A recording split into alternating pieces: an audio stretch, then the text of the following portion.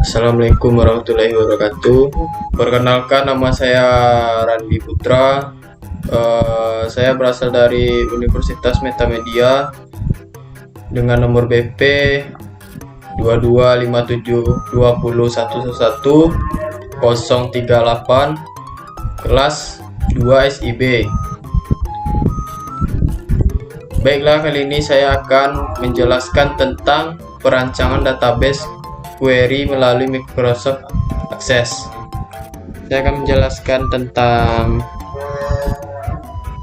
yang pertama, yaitu ada perancangan basis data. Basis data adalah informasi dasar dan fundamental yang digunakan sebagai dasar dalam pengolahan data. Lebih lanjut, ini termasuk informasi seperti pelanggan, produk, karyawan, pemasok, lokasi, dan transaksi dasar lainnya. Basic data menjadi fondasi penting dalam sistem informasi dan digunakan dalam berbagai proses bisnis dan analisis.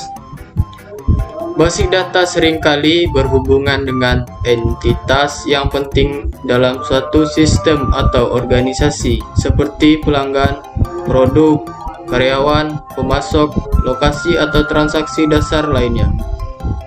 Data ini memberikan dasar untuk mengelola informasi yang lebih kompleks dan dapat digunakan dalam berbagai proses bisnis dan analisis. Kemudian ada konsep basic data melalui Microsoft Access. Yang pertama yaitu ada database. Microsoft Access digunakan untuk membuat dan mengelola database yang terdiri dari tabel, query, formulir, laporan, dan modul terkait. Kedua, ada tabel. Tabel adalah struktur dasar untuk menyimpan data kolom atau file dan baris record. Kemudian ada kunci utama, yaitu primary key. Kunci utama digunakan untuk mengidentifikasi secara unik setiap baris dalam tabel. Kemudian ada query instruksi untuk mengambil, memperbarui, atau menghapus data dari tabel. Kemudian ada formulir antarmuka pengguna untuk memasukkan, mengedit, dan menampilkan data dalam tampilan struktur. Kemudian ada laporan, menyajikan data dalam format cetak atau elektronik. Relasi, membuat hubungan antara tabel untuk menggabungkan data melalui kunci utama dan kunci asing. Kemudian ada keamanan, kontrol akses pengguna, mengenkripsi database, dan melindungi data sensitif. Next. Kemudian ada manfaat perancangan basic data melalui Microsoft Access. Manfaat pengguna Microsoft Access dalam mengelola data. Pertama, membangun dan mengelola basis data dengan mudah. Yang kedua, antarmuka yang intuitif dan mudah digunakan. Yang ketiga, membuat query yang kompleks untuk mengambil data dengan kriteria yang ditentukan. Kemudian nomor 4, membuat formulir kostum untuk memasukkan dan mengedit data. 5, membuat laporan terformat dengan baik untuk analisis data. 6, integrasi yang mudah dengan aplikasi Microsoft Office lainnya. 7, skalabilitas dari basic data kecil hingga menengah. Dengan fitur-fitur tersebut, Microsoft Access menyediakan solusi efisien untuk mengorganisir dan menganalisis data. Next. Berikut adalah contoh studi kasus pengguna Microsoft Access dalam mengelola data. Studi kasus penggunaan Microsoft Access untuk pengelolaan data dalam perusahaan ABC, yaitu yang pertama ada mengelola data pelanggan, tabel pelanggan untuk menyimpan informasi pelanggan.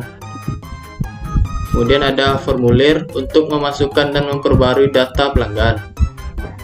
Kemudian ada query untuk mencari dan memfilter data pelanggan. Yang kedua, melacak inventaris produk. Yang pertama ada tabel produk untuk menyimpan informasi produk. Formulir untuk memasukkan dan memperbarui informasi produk. Kemudian ada query untuk melihat stok saat ini atau mencari produk. Dan kemudian yang ketiga, menghubungkan pelanggan dengan pesanan, yaitu ada tabel pesanan untuk melacak pemesanan pelanggan. Kemudian ada relasi antara tabel pelanggan dan pesanan, formulir untuk memasukkan pesanan baru dan menghubungkannya dengan pelanggan. Kemudian query untuk mengambil informasi tentang pesanan tertentu. Dengan menggunakan Microsoft Access, perusahaan ABC dapat mengelola dan pelanggan investasi dengan efisien. Next. Baiklah, ini kesimpulannya, yaitu perancangan database. Baiklah, ini kesimpulannya. Perancangan dasar data melalui Microsoft Access melibatkan pembuatan dan pengelolaan database dengan tabel, query, formulir, dan laporan. Anda dapat mengatur data dalam tabel, mengambil data menggunakan query, dan menyajikan data melalui formulir dan laporan. Anda juga dapat membuat hubungan antara tabel untuk menggabungkan data. Fitur keamanan tersedia untuk mengendalikan akses pengguna dan melindungi data.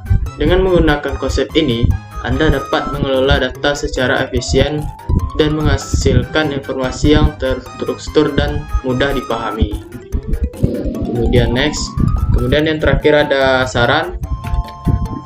Sarannya yang pertama yaitu lakukan perencanaan awal dengan menentukan tujuan basis data dan identifikasi entitas, atribut, dan hubungan antara entitas tersebut.